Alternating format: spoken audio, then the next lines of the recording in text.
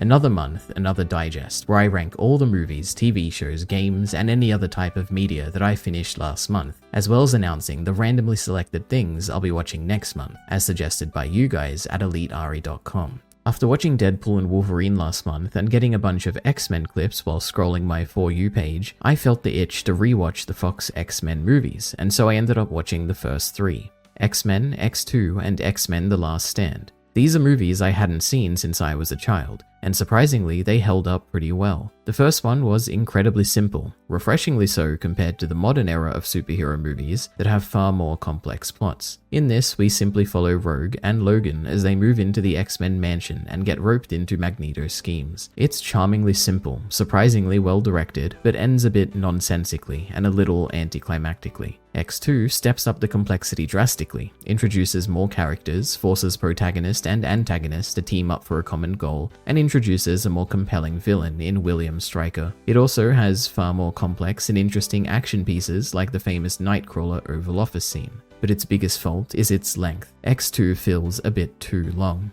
Finally, there's X-Men The Last Stand. It introduces even more characters like the fantastically portrayed Beast, as well as even more complex action pieces and a grand moral dilemma. Are mutations something to be cured? And overall, it's a very enjoyable movie. However, it has one major drawback. It tries to do too much in too short of a time. The Jean Grey storyline took up too much time and was the least interesting part of the movie. Either make the movie longer and flesh out her story more, or cut it out entirely. But in summary, I'm giving all three X-Men movies a 4 out of 5. Next up, I finished the My Hero Academia manga. When I last stopped reading, I was up to chapter 388 a little over a year ago. So with the manga coming to an end this month, I had around 45 chapters to catch up on. These chapters had the burden of trying to wrap up a decade-long story with a decade-long build-up of hopes and expectations, and somehow it managed to pull it off. These chapters were fantastic, some of the best stuff that My Hero Academia has ever put out.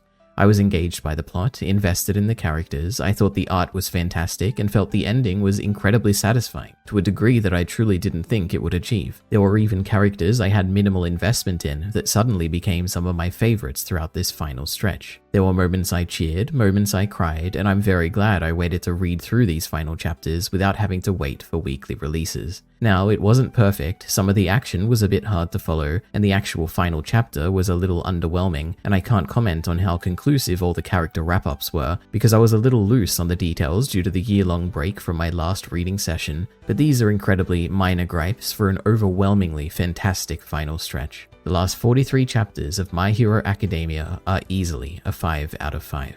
Next up, I watched the highly anticipated second season of House of the Dragon, and for the most part, I enjoyed it quite a lot. The highlight was probably the production elements. The sets felt intricate and lived in, the costumes were fantastic, the acting was great, and the visual effects were as good as ever. Beyond this, the story was generally quite enjoyable. There's quite a few moments I can point to that were highlights of the season. Moments involving Alicent, Rhaenyra, Rhaenys, Aegon, and Helena. Of these characters, Aegon and Helena definitely stood out as being notably more interesting than in the previous season where they had a much smaller role. But the clearest thing in my mind when I think of this second season is that it absolutely had a very different vibe. The first season was characterized by frequent time skips, densely located characters with a decent mix of drama and action, while the second season took place over a drastically shorter period of a few months, felt like it had a little more drama than action, and had characters spread far apart across various places around the world. All of these factors came together to make this season feel a lot slower and a lot more empty feeling, at least in retrospect. I still enjoyed it a lot, but it didn't quite reach the highs of Season 1. House of the Dragon Season 2 is getting a 4 out of 5. Now, talking about shows where I didn't quite enjoy the most recent season as much as the previous ones, we have The Umbrella Academy's 4th and final season. This show is one of my all-time favorites, and Season 3 was potentially my favorite season. And unfortunately, Season 4 did not live up to it. The season started off very strong with a really fun and interesting 6-year time skip, but unfortunately it was completely unable to satisfactorily wrap up everything it had set up in its mere 6-episode length. Out of nowhere, it felt like the season just ended. A very sudden, unnatural feeling ending that felt emotionally empty and certainly did not feel like a satisfying payoff to 4 seasons of build-up. Beyond the final episode, and especially the final scene that I thought was truly quite terrible, the rest of the season wasn't too bad. It had a bunch of fun scenes, fun character dynamics, had some surprisingly good visual effects, and great use of music as per usual, but it failed to come together in the end, and so the final season of one of my all-time favorite shows is getting a 3 out of 5. Now we have Slash Jump, a tiny indie game I beat in around half an hour, where you play a small character with a sword, and slashing something with that sword makes you get propelled in the opposite direction. It's an aptly titled game. You slash and you jump. There's really not much to it. It's a single player game, but my friend and I each played it separately and raced to see who could beat it first, and I had a great time. Therefore, I'm giving Slash Jump a 3 out of 5.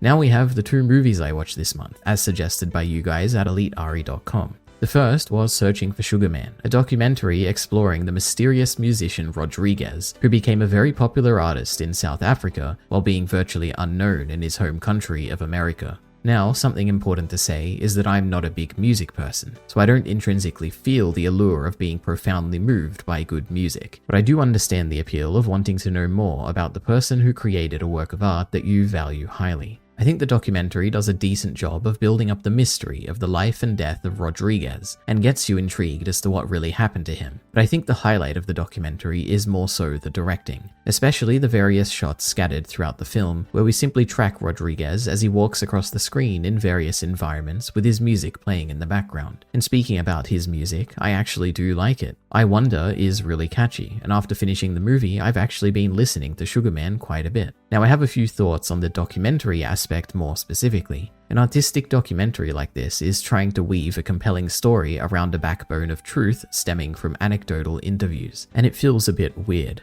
I don't quite enjoy the story as much as I could have if it were in the style of a typical fictional film, and I don't quite enjoy the anecdotal, factual backbone as much as I would if it were a more thorough investigatory piece with more sources of information. So in the end, I get something in between the two extremes that I decently enjoyed but didn't quite love, and hence Searching for Sugar Man is getting a 3 out of 5.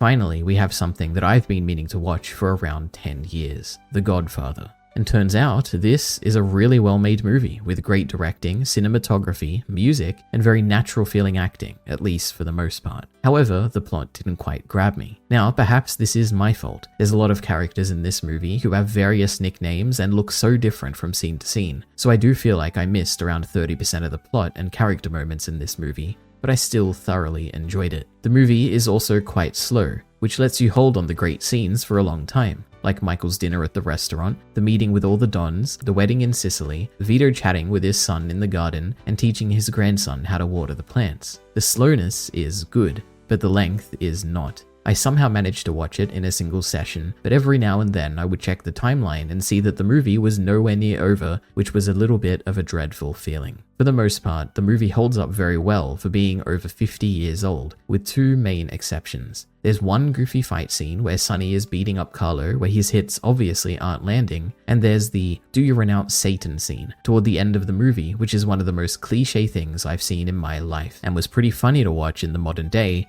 when it's clearly meant to be taken seriously in the 1970s. Anyway, The Godfather was really great, and it's something I'll probably rewatch soon to iron out a bunch of the details that I missed the first time through, but for now, it's getting a 4 out of 5.